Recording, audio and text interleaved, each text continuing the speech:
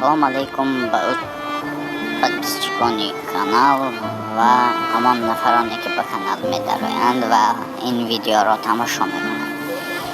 همگی با 10-15 روبل شما که با ما میگذرانید ما می توانیم همین سلسله فیلم را تا به آخر با زبان روسی ترجمه و دوبلیاژ کرده به سمع شما رسانیم.